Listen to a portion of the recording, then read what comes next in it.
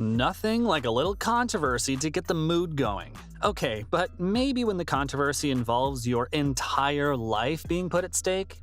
Then that's bad. Some troubling news across the pond shook the ATP recently, and the following details might be unsettling, so viewers, this is a necessary trigger warning. The troubling allegations against the German former world number 2, Zverev, shook everyone. Sharapova made public accusations against Zverev in October 2020, claiming that the tennis star had physically assaulted her before their separation in 2019. Sadly, Sharapova also revealed publicly in 2021 that she had attempted suicide as a result. But despite these troubling circumstances, it seems there's a light at the end of the tunnel for Zverev. The ATP Tour's decision comes 27 months after Sharapova's initial public accusation. Tennis officials announced that there was insufficient evidence to substantiate allegations of domestic abuse against. Following allegations made by his former girlfriend, Alya Sharapova, the 25-year-old became the subject of an ATP-commissioned investigation in October 2021. Zverev must have finally taken a breath of fresh air because the ATP has also decided to take no disciplinary action against him. Heartbreak wasn't the only pain he had to deal with. Zverev, whose 2022 season was cut short when he tore ankle ligaments at the French Open. But along with chugging painkillers, he was also dealing with crazy court proceedings. In addition to the ATP's independent investigation, Zverev stated that he initiated court proceedings in Germany and Russia, both of which he won. And in all of this whirlwind craziness, he dropped to 16th in the world rankings due to injury issues, but this difficult time has only made him more steady. He went on to say that he was grateful that this was finally resolved. Now his priority is to recover from his injury and focus on what he loves most in the world, tennis. Don't assume tons of research didn't go into this investigation.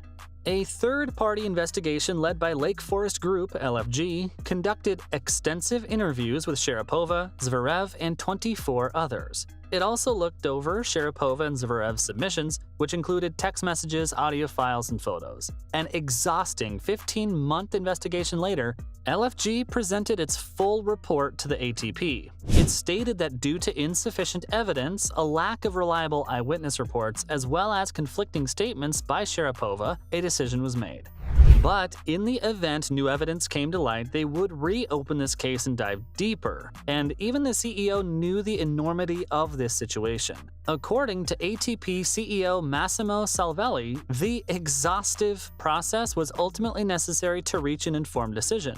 More importantly, this troubling and sensitive issue forced them to take stricter measures. But just because one storm is settled doesn't mean another isn't brewing. Looks like COVID is still a threat, but only for those who are trying to outrun its reality. A female Italian tennis player is being investigated for allegedly using forged COVID vaccination paperwork. This news came right before the Australian Open, which, as well can recall, was overshadowed last year by Novak Djokovic's COVID status and visa saga. Camila Giorgi, a quarter-finalist at Wimbledon in 2018, is accused of using false paperwork. Yikes, now that's a scandal you don't want your name associated with, and it looks like a certain doctor decided to forget his Hippocratic oath too. Daniela Grion, the 31-year-old doctor, was arrested in February of last year and has since been charged with providing fake serums and paperwork to high-profile Italians. And one news outlet was quick to give an update on their due diligence. The Italian newspaper La Repubblica reported that Giorgi was being investigated by police for using a forged COVID vaccination certificate. But it seems that honesty has never appealed to the doctor now more than ever. I'm going to assume his license was on the line because Grion has spilled the beans. In an interview with a renowned Italian newspaper, Grion claims that the tennis star never received the vaccine. Camila Giorgi, he claimed, was suffering from tennis elbow. She had come shortly before the start of summer asking for the possibility of obtaining false attestations for all mandatory vaccines, as well as the COVID vaccine. He can confirm with absolute certainty that none of the Giorgi family vaccines have been administered. Of course, with his admission of guilt came an apology. He said he was deeply regretful of his actions. Well, we hope his clientele accepts that their doctor has been a sketchy personality. Georgie competed in the Australian Open last year as well as 3 tournaments in the United States. This matters because for foreigners, it's still mandatory to travel with your COVID vaccinations. The COVID rules in Australia have been relaxed this year, and Georgie began her 2023 campaign by losing in the qualifiers at the Adelaide. Given how stringent such protocols are, everyone's keeping their lips sealed. Due to privacy concerns, an Australian Department of Home Affairs spokesperson declined to confirm whether officials were investigating Georgie's situation. Tennis Australia CEO Craig Tiley also remained tight-lipped. As everyone is eager to get a verdict on her behavior, Mirror Sport even reached out to Georgie's agents for comment. Tiley will remember last year's saga involving Novak Djokovic and the decision to deport him due to his unvaccinated status. The Serbian appealed the decision and his visa was reinstated, but the then immigration minister, Alex Hawke, revoked it again. It was a crazy few weeks in the news, with half the folks on Twitter supporting Novak and the others crying in agony. Despite another appeal, the decision was upheld and he was forced to leave Australia and miss the tournament, which Rafael Nadal won spectacularly. And while this is a case we've yet to keep our eyes and ears open to, another crazy story's got my attention. Alex de Minaur, an Australian tennis player, is also being accused of faking his COVID vaccination status. But Alex seems to be an honest man. He immediately issued a statement following the COVID-19 vaccine controversy.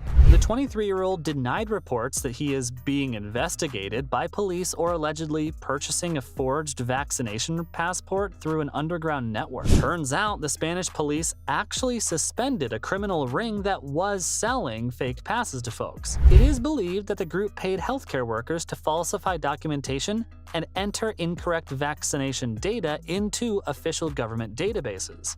Looks like there are a lot more griots in the world.